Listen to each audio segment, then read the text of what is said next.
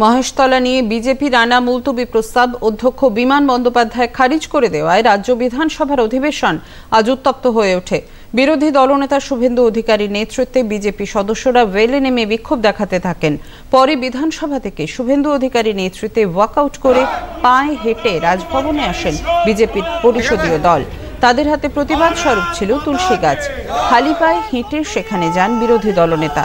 পরে শুভেন্দু অধিকারী রাজ্য সরকারের সমালোচনা করেন।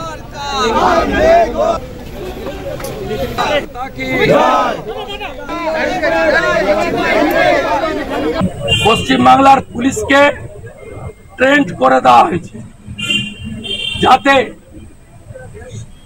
তৃণমূলের যে জিহাদি জঙ্গি দেশ বিরোধী মুসলিম নেতারা আছে, যারা কমপ্লিটলি গুন্ডামি করে এলাকা দখল করছেন, মমতার জন্য টাকা তুলছেন আর ভোট লুট করছেন, তাদেরকে সমর্থন করতে। কালকেও যা হয়েছে মহেশতলায়, এটা হয়েছে হিন্দু দেখে। এর কারণ মমতা ব্যানার্জির ঘনিষ্ঠ নেতা মন্ত্রী ফিরহাদ হাকিম পাকিস্তানের ডন পত্রিকাকে এনে ওখানে নিয়ে গিয়ে বলেন ইহা ভি এক মিনি পাকিস্তান है।